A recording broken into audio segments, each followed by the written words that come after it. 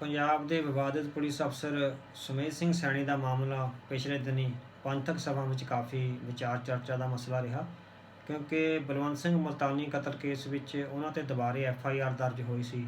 ਇਹ ਕੇਸ ਪਹਿਲਾਂ ਸੁਪਰੀਮ ਤੋਂ ਕੋਰਟ ਤੱਕ ਗਿਆ ਸੀ, CBI ਦੀ ਇਨਕੁਆਇਰੀ ਹੋਈ ਸੀ, ਅਤੇ ਪਰ ਸੁਪਰੀਮ ਕੋਰਟ ਵਿੱਚੋਂ ਉਸ ਨੂੰ ਕੇਸ ਦੀ ਜਿਹੜੀ FIR ਉਹ ਖਾਰਜ ਕਰ ਦਿੱਤੀ ਗਈ ਸੀ ਕੁਝ ਤਕਨੀਕੀ ਕਾਰਨਾਂ ਕਰਕੇ।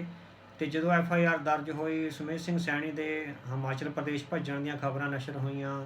ਸੋਸ਼ਲ ਮੀਡੀਆ 'ਤੇ ਇੱਕ ਖਾਸ ਕਿਸਮ ਦੀ ਹਵਾ ਚਲਾਈ ਗਈ ਕਿ ਹੁਣ ਉਹਨਾਂ ਨੂੰ ਗ੍ਰਿਫਤਾਰ ਕਰ ਲਿਆ ਜਾਵੇਗਾ ਜਾਂ ਉਹ ਭੱਜੇ ਜਾ ਰਹੇ ਨੇ ਜਾਂ ਇਸ ਤਰ੍ਹਾਂ ਦਾ ਇੱਕ ਹਲਕੇ ਪੱਧਰ ਦੀ ਵੀ ਹੋਈ। ਹਾਂ, ਕੁਝ ਸਿੱਖ ਹਲਕਿਆਂ ਵਿੱਚ ਉਮੀਦਾਂ ਜਗੀਆਂ ਵੀ ਸ਼ਾਇਦ ਭਾਰਤੀ ਕਾਨੂੰਨ ਤੋਂ ਸਾਨੂੰ ਕਿਤੇ ਨਾ ਕਿਤੇ ਇਨਸਾਫ ਮਿਲੇ, ਕਿਉਂਕਿ ਉਹਨਾਂ 'ਤੇ ਦੋਸ਼ ਨੇ ਵੀ ਬਹੁਤ ਸਾਰੇ ਹਿਊਮਨ ਰਾਈਟਸ ਦੀ ਵਾਇਲੇਸ਼ਨਸ ਆ ਸੁਮੇਧ ਸਿੰਘ ਸੈਣੀ ਨੇ ਕੀਤੀ ਹੈ। ਪਰ ਹੋਇਆ ਉਹੀ ਜੋ ਹੋਣਾ ਸੀ। ਉਹਨਾਂ ਨੂੰ ਮੋਹਾਲੀ ਦੀ ਅਦਾਲਤ ਵੱਲੋਂ ਐਂਟੀਸਪੇਟਰੀ ਬੇਲ ਆ ਜਿਹੜੀ ਦੇ ਦਿੱਤੀ ਗਈ, ਅਤੇ ਪਿਛਲੇ ਦਿਨੀਂ ਜਦੋਂ ਉਹ ਜਾਂਚ ਪੜਤਾਲ ਲਈ ਵੀ ਆਏ ਤਾਂ ਇੱਕ ਤਰ੍ਹਾਂ ਨਾਲ ਦੋਸ਼ੀਆਂ ਵਾਂਗ ਨਹੀਂ, ਪਰ ਬਲਕਿ ਇਸ ਤਰ੍ਹਾਂ ਸਰਕਾਰੀ ਤੰਤਰ ਦੇ ਤੌਰ 'ਤੇ ਸਾਰਾ ਤਾਮ ਝਾਮ ਨਾਲ ਲੈ ਕੇ ਆਏ। ਸੋ ਇਹ ਅਸਲ 'ਚ ਇਹ ਕਹਾਣੀ ਆ ਜਿਹੜੀ ਉਹ ਭਾਰਤ ਤੱਕ ਜਾਂ ਪੰਜਾਬ ਤੱਕ ਸੀਮਿਤ ਨਹੀਂ ਹੈ, ਪੂਰੀ ਦੁਨੀਆ ਵਿੱਚ ਹੀ ਇਸ ਤਰ੍ਹਾਂ ਚੱਲਦਾ ਹੈ। ਜਿਹੜਾ ਕਾਨੂੰਨ ਹੈ ਉਹ ਅਸਲ ਵਿੱਚ ਤਾਕਤਵਰਾਂ ਦੀ ਰਖੇਲ ਬਣਿਆ ਹੋਇਆ ਹੈ।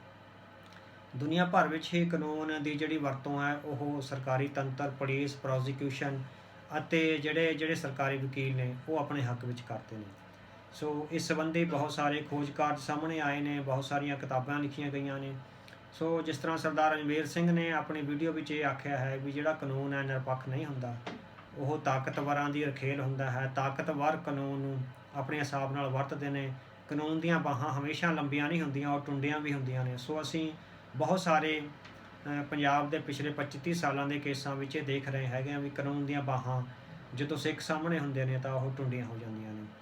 ਪਰ ਇਹ ਵਰਤਾਰਾ, ਜਿਵੇਂ ਅਸੀਂ ਕਿਹਾ ਹੈਗਾ ਵੀ ਪੰਜਾਬ ਤੱਕ ਸੀਮਿਤ ਨਹੀਂ ਹੈ, ਭਾਰਤ ਤੱਕ ਸੀਮਿਤ ਨਹੀਂ ਹੈ। ਇਹ ਵਰਤਾਰਾ ਜਿਹੜਾ ਗਲੋਬਲੀ ਚੱਲਦਾ ਹੈ, ਵੱਡੀਆਂ ਸਰਕਾਰਾਂ ਪੱਛਮੀ ਮੁਲਕਾਂ ਵਿੱਚ ਵੀ ਇਹ ਵਰਤਾਰਾ ਜਿਹੜਾ ਇਸ ਤਰ੍ਹਾਂ ਚੱਲਦਾ ਹੈ। ਇਸ ਸੰਦਰਭ ਵਿੱਚ ਇੰਗਲੈਂਡ ਦੇ ਬਹੁਤ ਵੱਡੇ ਵਿਦਵਾਨ ਨੇ ਅਤੇ ਵਕੀਲ ਨੇ ਜੈਫਰੀ ਰੌਬਰਟਸਨ, ਹਿਊਮਨ ਰਾਈਟਸ ਦੇ ਲਾਇਰ ਨੇ। ਉਹਨਾਂ ਦੀ ਕਿਤਾਬ ਹੈਗੀ ਆ ਜਸਟਿਸ ਗੇਮ, ਇਨਸਾਫ ਦੀ ਖੇਡ ਜਾਂ ਇਨਸਾਫ ਦਾ ਤਮਾਸ਼ਾ। ਅਤੇ ਇਹ ਬਹੁਤ ਸਾਲ ਪਹਿਲਾਂ ਉਹਨਾਂ ਨੇ ਲਿਖੀ ਸੀ, ਕਿਉਂਕਿ ਉਹ ਆਪ ਹਿਊਮਨ ਰਾਈਟਸ ਲਈ ਕੰਮ ਕਰਦੇ ਨੇ। ਲੰਡਨ ਸਕੂਲ ਆਫ ਲਾਅ ਵਿੱਚ ਪੜ੍ਹਾਉਂਦੇ ਰਹੇ ਨੇ, ਉੱਥੋਂ ਹੀ ਗ੍ਰੈਜੂਏਸ਼ਨ ਕੀਤੀ ਹੈ, ਫਿਰ ਪੋਸਟ ਗ੍ਰੈਜੂਏਸ਼ਨ ਕੈਂਬਰਿਜ ਜਾਂ ਆਕਸਫੋਰਡ ਤੋਂ ਕੀਤੀ ਹੈ ਉਹਨਾਂ ਨੇ।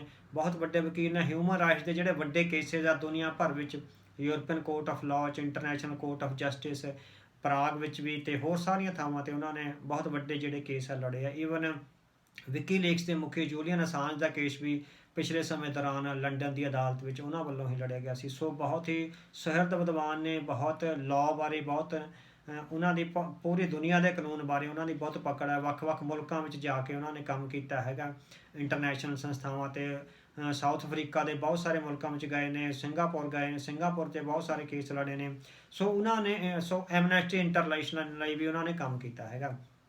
ਸੋ ਉਹਨਾਂ ਦਾ ਇਹ ਕਿਤਾਬ ਲਿਖਣ ਦਾ ਮਨਸ਼ਾ ਕਹਿੰਦਾ ਇਹੀ ਲਿਖਿਆ ਹੈ ਵੀ ਮੈਂ ਜਦੋਂ ਸਾਰੀ ਦੁਨੀਆ ਦੇ ਲੀਗਲ ਸਿਸਟਮਸ ਨੂੰ ਦੇਖਿਆ ਤਾਂ ਮੈਂ ਉਹਦੇ ਵਿੱਚ ਦੇਖਿਆ ਵੀ ਸਟੇਟ ਆ ਜਿਹੜੀ ਸਰਕਾਰ ਹੈ ਉਹਦੀ ਦਖਲਅੰਦਾਜ਼ੀ ਬਹੁਤ ਵੱਡੀ ਪੱਧਰ 'ਤੇ ਹੋ ਰਹੀ ਹੈਗੀ ਹੈ। ਲੋਕਾਂ ਨੂੰ ਬਹੁਤ ਥਾਵਾਂ 'ਤੇ ਨਿਆਂ ਇਸ ਕਰਕੇ ਨਹੀਂ ਮਿਲ ਰਿਹਾ ਕਿਉਂਕਿ ਸਟੇਟ ਦੀ ਜਿਹੜੀ ਦਖਲਅੰਦਾਜ਼ੀ ਆ ਉਹ ਕਾਨੂੰਨ ਤੋਂ ਜ਼ਿਆਦਾ ਮਜ਼ਬੂਤ ਹੋ ਰਹੀ ਹੈ। ਸੋ ਜਿਹੜੀ ਸਟੇਟ ਹੈ ਉਹ ਕਾਨੂੰਨ ਨੂੰ ਸੁਪਰਸੀਡ ਕਰ ਰਹੀ ਹੈ। ਉਹ ਕਹਿੰਦਾ ਵੀ ਕਾਨੂੰਨ ਅਤੇ ਇਨਸਾਫ ਵਿੱਚ ਪਾੜਾ ਪੈ ਰਿਹਾ ਹੈਗਾ। ਸੋ ਕਾਨੂੰਨ ਆ ਜਿਹੜਾ ਉਹ ਇਨਸਾਫ ਦੇ ਉੱਤੇ ਜਿੱਤ ਪ੍ਰਾਪਤ ਕਰ ਲੈਂਦਾ ਹੈਗਾ।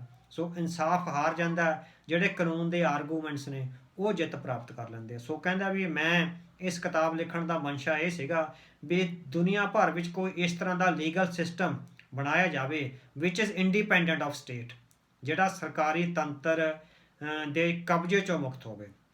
ਉਹਦੇ ਵਿੱਚ ਕਹਿੰਦਾ ਵੀ ਫਿਰ ਉਹ ਸਿਸਟਮ ਕੀ ਕਰੇਗਾ, ਉਹ ਸਿਸਟਮ ਦਾ ਫਾਇਦਾ ਇਹ ਹੋਵੇਗਾ ਵੀ ਅੱਜ ਅਸੀਂ ਭਾਵੇਂ ਸਰਕਾਰ ਦੀਆਂ ਤਾਨਾਸ਼ਾਹੀਆਂ, ਸਰਕਾਰ ਦੀ ਤਸ਼ੱਦਦ ਜਾਂ ਸਰਕਾਰ ਦੇ ਉਤਪੀੜਨ ਤੋਂ ਪੀੜਤ ਨਹੀਂ ਹਾਂ, ਪਰ ਉਹ ਸਿਸਟਮ ਇਹੋ ਜਿਹਾ ਚਾਹੀਦਾ ਵੀ ਜੇ ਕੱਲ੍ਹ ਨੂੰ ਅਸੀਂ ਸਰਕਾਰ ਦੇ ਜ਼ੁਲਮੋ ਤਸ਼ੱਦਦ ਦਾ ਸ਼ਿਕਾਰ ਹੋ ਜਾਈਏ ਤਾਂ ਘੱਟੋ ਘੱਟ ਦੁਨੀਆ ਭਰ ਵਿੱਚ ਕੋਈ ਇਸ ਤਰ੍ਹਾਂ ਦਾ ਕਾਨੂੰਨ ਹੈਗਾ ਜਿਹਦੇ ਵਿੱਚੋਂ ਅਸੀਂ ਜਿੱਤ ਪ੍ਰਾਪਤ ਕਰ ਸਕਦੇ ਹਾਂ। ਸੋ ਇਸੇ ਸੰਦਰਭ ਵਿੱਚ ਉਹਨਾਂ ਨੇ ਬਹੁਤ ਸਾਰੇ ਬਰਤਾਨੀਆ ਵਿੱਚ ਅਤੇ ਹੋਰ ਮੁਲਕਾਂ ਵਿੱਚ ਜਿਹੜੇ ਕੇਸ ਲੜੇ ਗਏ, ਖਾਸ ਕਰਕੇ ਬਰਤਾਨੀਆ ਦੇ ਕੇਸਾਂ ਦੇ ਆਧਾਰ 'ਤੇ ਕਿਤਾਬ ਹੈਗੀ ਆ ਇਨਸਾਫ ਦੀ ਖੇਡ। ਉਹਨਾਂ ਨੇ ਬਹੁਤ ਸਾਰੇ ਕੇਸਾਂ ਦਾ ਹਵਾਲਾ ਦਿੱਤਾ ਹੈਗਾ ਵੀ ਇਹ ਕੇਸ ਜੇ ਕਾਨੂੰਨ ਦੇ ਹਿਸਾਬ ਨਾਲ, ਇਮਾਨਦਾਰ ਕਾਨੂੰਨ ਦੇ ਹਿਸਾਬ ਨਾਲ ਚਲਾਏ ਜਾਂਦੇ ਤਾਂ ਉਹਨਾਂ ਦਾ ਫੈਸਲਾ ਹੋਰ ਹੋਣਾ ਸੀ। ਹੁਣ ਕਿਉਂਕਿ ਉਹ ਸਟੇਟ ਦੀ ਦਖਲਅੰਦਾਜ਼ੀ ਨਾਲ ਚਲਾਏ ਗਏ, ਸਰਕਾਰ ਨੇ ਸਟੇਟ ਦੀਆਂ ਏਜੰਸੀਜ਼ ਨੇ, ਪੁਲਿਸ ਨੇ, ਸਰਕਾਰੀ ਵਕੀਲਾਂ ਨੇ, ਹੋਮ ਆਫਿਸ ਨੇ, ਜਾਂ ਜਿਨ੍ਹਾਂ ਨੇ ਸੂਚਨਾ ਮੁਹੱਈਆ ਕਰਾਉਣੀ ਸੀ, ਉਹਨਾਂ ਨੇ ਬਹੁਤ ਸਾਰੀ ਸੂਚਨਾ ਲੁਕੋ ਲਈ, ਗੁਪਤ ਰੂਪ ਵਿੱਚ ਲੁਕੋਈ ਤੇ ਅਦਾਲਤਾਂ ਦੇ ਸਾਹਮਣੇ ਇੱਕ ਖਾਸ ਕਿਸਮ ਦੀ ਸੂਚਨਾ ਹੀ ਪੇਸ਼ ਕੀਤੀ, ਜਿਹਦੇ ਨਾਲ ਕਿ ਇਨਸਾਫ ਦਾ ਕਤਲ ਹੋਇਆ ਤੇ ਜਿਹੜੇ ਆਰਗੂਮੈਂਟ ਸੀ, ਸਟਰੋਂਗ ਆਰਗੂਮੈਂਟ, ਉਹ ਜਿੱਤ ਗਏ। ਸਟਰੋਂਗ ਆਰਗੂਮੈਂਟ ਨੇ ਇਨਸਾਫ ਨੂੰ ਹਰਾ ਦਿੱਤਾ।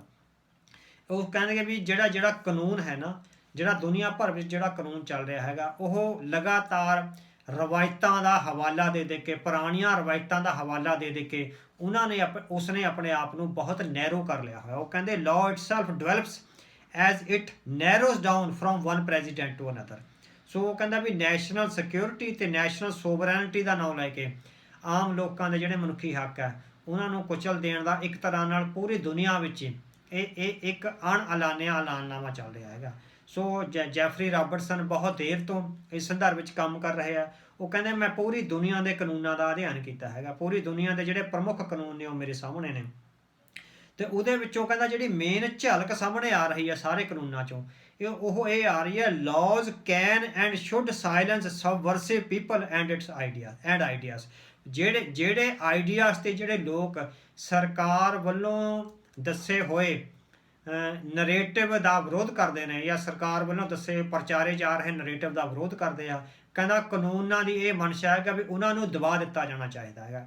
ਸੋ ਜਿਹੜਾ ਨਰੇਟਿਵ ਕਿਸੇ ਵੀ ਕਿਸਮ ਦਾ, ਚਾਹੇ ਆਰਥਿਕ ਨੈਰੇਟਿਵ ਆ, ਚਾਹੇ ਸੋਸ਼ਲ ਆ, ਚਾਹੇ ਪੋਲੀਟੀਕਲ ਆ, ਚਾਹੇ ਕਾਨੂੰਨ ਦਾ ਹੈਗਾ, ਵੀ ਉਹ ਕਿਸੇ ਵੀ ਤਰ੍ਹਾਂ ਦਾ ਜਿਹੜਾ ਨੈਰੇਟਿਵ ਸਰਕਾਰ ਵੱਲੋਂ ਆ ਰਿਹਾ ਹੈਗਾ, ਉਹਦੇ ਖਿਲਾਫ ਜਿਹੜੇ ਵੀ ਲੋਕ ਖੜੇ ਹੁੰਦੇ ਨੇ ਉਹਨਾਂ ਲਈ ਕਿਸੇ ਵੀ ਇਨਸਾਫ ਦੀ ਉਮੀਦ ਨਹੀਂ, ਕੋਈ ਵੀ ਇਨਸਾਫ ਉਹਨਾਂ ਨੂੰ ਨਹੀਂ ਦਿੱਤਾ ਜਾਣਾ ਚਾਹੀਦਾ। ਸੋ ਉਹਨਾਂ ਲੋਕਾਂ ਨੂੰ ਇਨਸਾਫ ਤੋਂ ਵਿਰਵੇ ਰੱਖਿਆ ਜਾਣਾ ਚਾਹੀਦਾ ਹੈ। ਸੋ ਜੋ ਜੈਫਰੀ ਰਾਬਰਟਸਨ ਨੇ ਆਪਣੀ ਇਸ ਕਿਤਾਬ ਵਿੱਚ ਦੀ ਜਸਟਿਸ ਗੇਮ ਵਿੱਚ ਬਹੁਤ ਸਾਰੇ ਕੇਸਾਂ ਦੇ ਇਸ ਤਰ੍ਹਾਂ ਦੇ ਹਵਾਲੇ ਦਿੱਤੇ ਨੇ, ਜਿਨ੍ਹਾਂ ਵਿੱਚ ਉਹਨਾਂ ਨੇ ਈਵਨ ਜੱਜਾਂ 'ਤੇ ਵੀ ਟਿੱਪਣੀਆਂ ਕੀਤੀਆਂ ਨੇ ਵੀ ਜੱਜਾਂ ਨੇ ਆਪਣੇ ਆਪ ਨੂੰ ਨੈਰੋ ਕਰ ਲਿਆ ਹੋਇਆ ਤੇ ਉਹਦੇ ਚੋਂ ਸਰਕਾਰ ਜਿਸ ਕਿਸਮ ਦੇ ਫੈਕਟਸ ਐਂਡ ਫਿਗਰਸ ਪੇਸ਼ ਕਰਦੀ ਆ ਉਹ ਵਨ ਸਾਈਡਡ ਪੇਸ਼ ਕਰਦੀ ਹੈ। ਸੋ ਆਪਾਂ ਵੀ ਲਗਾਤਾਰ ਦੇਖਿਆ ਵੀ ਜਿਹੜਾ ਸੁਪਰੀਮ ਕੋਰਟ ਵਿੱਚ ਕੇਸ ਚੱਲਿਆ, ਜਿਹੜਾ ਰਾਜਵਿੰਦਰ ਸਿੰਘ ਬੈਂਸ ਨੇ ਇਹ ਗੱਲ ਆਖੀ ਹੈ ਕਿ ਵੀ ਪੰਜਾਬ ਸਰਕਾਰ ਨੇ ਸੁਪਰੀਮ ਕੋਰਟ ਦੇ ਬੈਂਚ ਤੇ ਬਹੁਤ ਸਾਰਾ ਕੁਛ ਇਸ ਤਰ੍ਹਾਂ ਦੀ ਇਨਫੋਰਮੇਸ਼ਨ ਰੱਖੀ ਜਿਹੜੀ ਕਿ ਪੀੜਤ ਧਿਰ ਨੂੰ ਦਿਖਾਈ ਹੀ ਨਹੀਂ ਗਈ, ਉਹਦੇ ਵਕੀਲਾਂ ਨੂੰ ਦਿਖਾਈ ਨਹੀਂ ਗਈ। ਇਸ ਤਰ੍ਹਾਂ ਵਨ ਸਾਈਡਡ ਕੇਸ ਉਹ ਹੋ ਨਿਬੜਿਆ ਤੇ ਉਹਦੇ ਵਿੱਚੋਂ ਸੁਪਰੀਮ ਕੋਰਟ ਨੇ ਉਹ ਜਿਹੜੀ FIR ਸੀ ਕੁਐਸ਼ ਕਰ ਦਿੱਤੀ ਸੀ। ਸੋ ਇਸ ਸੰਦਰਭ ਵਿੱਚ ਅਸੀਂ ਪੰਜਾਬ ਵਿੱਚ ਕਾਨੂੰਨ ਦੇ ਵਿਦਿਆਰਥੀਆਂ ਨੂੰ ਜਾਂ ਜਿਹੜੇ ਕਾਨੂੰਨ ਦੇ ਰਾਜ ਵਿੱਚ ਵਿਸ਼ਵਾਸ ਰੱਖਦੇ ਆ, ਅਸੀਂ ਉਹਨਾਂ ਨੂੰ ਬੇਨਤੀ ਕਰਾਂਗੇ ਕਿ ਉਹ ਜੈਫਰੀ ਰਾਬਰਟਸਨ ਦੀ ਕਿਤਾਬ ਦੀ ਜਸਟਿਸ ਗੇਮ ਹੈ ਜਿਹੜੀ ਇਹ ਜ਼ਰੂਰ ਪੜ੍ਹਨ, ਤੇ ਜਸਟ ਪੜ੍ਹਨ ਹੀ ਨਾ, ਅਸੀਂ ਇਹ ਅਪੀਲ ਕਰਦੇ ਹਾਂ ਕਿ ਪੰਜਾਬ ਵਿੱਚ ਜਿਹੜੇ ਕਾਨੂੰਨ ਦੀਆਂ PhDs ਜਾਂ MPhils ਕਰਦੇ ਨੇ ਉਹ ਵੀ ਕੁਛ ਇਸ ਤਰ੍ਹਾਂ ਦੇ ਪ੍ਰੋਜੈਕਟ ਆ ਜਿਹੜੇ ਸਾਹਮਣੇ ਲੈ ਕੇ ਆਉਣ ਜਿਹਦੇ ਵਿੱਚ ਇਹ ਸਿੱਧ ਹੋਵੇ ਵੀ ਇਨਸਾਫ ਹਾਰ ਗਿਆ ਤੇ ਆਰਗੂਮੈਂਟ ਤੇ ਜਿਹੜੀ ਇੱਕ ਤਰ੍ਹਾਂ ਨਾਲ ਸਰਕਾਰੀ ਤੰਤਰ ਦਾ ਦਖਲਅੰਦਾਜ਼ੀ ਸੀ ਉਹ ਜਿੱਤ ਗਈ। ਸੋ ਪੰਜਾਬ ਵਿੱਚ ਪਿਛਲੇ 25 30 40 ਸਾਲਾਂ 'ਚ ਬਹੁਤ ਸਾਰੇ ਇਹੋ ਜਿਹੇ ਕੇਸ ਹੋਏ ਨੇ, ਪੰਜਾਬ ਦੇ ਪਾਣੀਆਂ ਦੇ ਕੇਸ ਤੋਂ ਲੈ ਕੇ ਹੋਰ ਹੁਣ ਤੱਕ ਦੇ ਜਿੰਨੇ ਕੁ ਕੇਸ ਚੱਲੇ ਨੇ ਉਹਦੇ ਵਿੱਚ ਬਹੁਤ ਸਾਰੇ ਕੇਸ ਚੁਣੇ ਜਾ ਸਕਦੇ ਹੈਗੇ ਆ ਵੀ ਜਿਨ੍ਹਾਂ ਵਿੱਚ ਇਹ ਸਿੱਧ ਕੀਤਾ ਜਾ ਸਕਦਾ। ਸੋ ਇਸ ਤਰ੍ਹਾਂ ਦੀ ਕੋਈ ਡਾਕੂਮੈਂਟੇਸ਼ਨ ਆ ਉਹ ਪੰਜਾਬ ਬਾਰੇ ਵੀ ਹੋਣੀ ਚਾਹੀਦੀ ਹੈ। ਸੋ ਇਹਦੇ 'ਚੋਂ ਜਿਹੜੇ ਕਾਨੂੰਨ ਦੇ ਵਿਦਿਆਰਥੀ ਨੇ, ਜਿਹੜੇ ਕਾਨੂੰਨ ਦੀਆਂ ਉੱਚ ਪੱਧਰ ਦੀਆਂ ਪੜ੍ਹਾਈਆਂ ਕਰ ਰਹੇ ਨੇ, ਜਿਹੜੇ MPhil ਤੇ PhD ਦੇ ਸਟੂਡੈਂਟਸ ਨੇ, ਅਸੀਂ ਉਹਨਾਂ ਨੂੰ ਬੇਨਤੀ ਕਰਾਂਗੇ ਕੋਈ ਜੈਫਰੀ ਰਾਬਰਟਸਨ ਵਾਂਗ ਇਸ ਤਰ੍ਹਾਂ ਦੀ ਜਸਟਿਸ ਗੇਮ ਹੈ ਜੋ ਇਨਸਾਫ ਦੀ ਖੇਡ ਜੋ ਪੰਜਾਬ ਵਿੱਚ ਤੇ ਭਾਰਤ ਵਿੱਚ ਖੇਡੀ ਜਾ ਰਹੀ ਹੈ, ਜਿਹਦੇ ਵਿੱਚ ਸਟੇਟ ਏਜੰਸੀਜ਼ ਇਨਵੋਲਵ ਹੁੰਦੀਆਂ ਨੇ, ਉਹ ਕਾਨੂੰਨ ਦਾ ਜਿਹੜਾ ਪੱਖ ਹੈ ਉਹ ਮੋੜ ਦਿੰਦੀਆਂ ਨੇ। ਸੋ ਇਸ ਤਰ੍ਹਾਂ ਦੀ ਕੋਈ ਡਾਕੂਮੈਂਟੇਸ਼ਨ ਜਿਹੜੀ ਉੱਚ ਪੱਧਰ ਦੀ ਹੋਵੇ, ਜਿਹੜੇ international legal and academic standards ਦੀ ਹੋਵੇ, ਉਹ ਸਾਹਮਣੇ ਲਿਆਉਣੀ ਚਾਹੀਦੀ ਹੈ। ਤੇ ਇਹ ਸਾਡਾ ਇਸ ਕਿਤਾਬ ਨੂੰ ਪੇਸ਼ ਕਰਨ ਦਾ ਮਨਸ਼ਾ ਇਹ ਸੀ ਵੀ ਇਹ ਜਿਹੜੇ ਪੰਜਾਬ ਦੇ ਵਿਦਿਆਰਥੀ ਨੇ ਜਾਂ ਕਾਨੂੰਨ ਦੇ ਜਾਂ ਰਾਜਨੀਤੀ ਦੇ, ਉਹਨਾਂ ਨੂੰ ਸਮਝ ਆਵੇ ਵੀ ਕਿਸ ਤਰ੍ਹਾਂ ਕਾਨੂੰਨ ਤੇ ਜਿਹੜਾ ਸਟੇਟ ਹੈ ਉਹ ਕਿਸ ਤਰ੍ਹਾਂ ਐਕਟ ਕਰਦੀ ਹੈ, ਉਹ ਆਪਣੇ ਪਲੇਅਰਸ ਨੂੰ ਕਿੱਦਾਂ ਬਚਾਉਂਦੀ ਹੈ। ਸੋ ਸਮੇਤ ਸੈਣੀ ਵਾਲੇ ਕੇਸ 'ਚ ਜੋ ਕੁਛ ਵੀ ਹੋ ਰਿਹਾ ਜਾਂ ਜੋ ਕੁਛ ਵੀ ਹੋਏਗਾ ਤੇ ਉਹ ਇਸ ਤਰ੍ਹਾਂ ਹੀ ਹੋਊਗਾ ਵੀ ਸਟੇਟ ਦੀ ਇਨਵੋਲਵਮੈਂਟ ਹੋਵੇਗੀ, ਉਹਦੇ ਵਿੱਚੋਂ ਇਨਸਾਫ ਹਾਰ ਜਾਏਗਾ ਤੇ ਜਿਹੜੇ ਹਾਰਡ ਆਰਗੂਮੈਂਟਸ ਹੈ ਉਹਨਾਂ ਦੀ ਜਿੱਤ ਹੋਊਗੀ। ਸੋ ਇਨਸਾਫ ਦੀ ਜਿੱਤ ਨਹੀਂ ਹੋਏਗੀ। ਸੋ ਸਾਡਾ ਇਹ ਮਨਸ਼ਾ ਸੀਗਾ ਵੀ ਇਸ ਤਰ੍ਹਾਂ ਦੇ ਸਾਡਾ ਇਸ ਪ੍ਰਚਾਰ ਦਾ ਹੀ ਮਨਸ਼ਾ ਵੀ ਇਸ ਤਰ੍ਹਾਂ ਦੀਆਂ ਕਿਤਾਬਾਂ ਪੰਜਾਬੀ ਵਿਦਿਆਰਥੀਆਂ ਨਾਲ, ਪੰਜਾਬੀ ਵਿਦਵਾਨਾਂ ਨਾਲ ਸਾਂਝੀਆਂ ਕੀਤੀਆਂ ਜਾਣ ਤਾਂ ਕਿ ਉਹਨਾਂ ਦਾ ਜਿਹੜਾ ਵਿਊ ਪੁਆਇੰਟ ਆ ਉਹ ਬਰੋਡ ਹੋਵੇ, ਉਹ ਉੱਚ ਪਾਏ ਦਾ ਹੋਵੇ, ਉਹ ਖੋਲ੍ਹਣ ਅਤੇ ਉਹ ਹੋਰ ਕਿਤਾਬਾਂ ਦੀ ਖੋਜ ਕਰਕੇ ਸੋ ਕਾਨੂੰਨ ਦੇ ਅਤੇ ਸਾਹਿਤ ਦੇ ਸੰਦਰਭ ਵਿੱਚ ਇਸ ਤਰ੍ਹਾਂ ਦਾ ਜਿਹੜਾ ਗਿਆਨ ਪ੍ਰਬੰਧ ਹੈ, ਇਸ ਤਰ੍ਹਾਂ ਦਾ ਜਿਹੜਾ ਨੌਲੇਜ ਸਿਸਟਮ ਹੈ, ਜਿਹੜਾ ਡਿਸਕੋਰਸ ਹੈ ਪੰਜਾਬੀ ਕੌਮ ਦਾ, ਸਿੱਖ ਕੌਮ ਦਾ, ਉਹ ਸਾਹਮਣੇ ਲੈ ਕੇ ਆਉਣ ਅਤੇ ਇੱਕ ਤਰ੍ਹਾਂ ਨਾਲ ਜਿਹੜੀ ਕ੍ਰੀਏਟਿਵ ਐਕਟੀਵਿਟੀ ਆ ਉਹ ਹਰ ਫੀਲਡ ਵਿੱਚ ਹੋਵੇ, ਚਾਹੇ ਸਾਹਿਤ ਵਿੱਚ ਹੋਵੇ, ਚਾਹੇ ਕਾਨੂੰਨ ਵਿੱਚ ਹੋਵੇ ਅਤੇ ਚਾਹੇ ਆਈਡੀਓਲੋਜੀ ਵਿੱਚ ਹੋਵੇ। ਸੋ ਵਾਹਿਗੁਰੂ ਜੀ ਕਾ ਖਾਲਸਾ।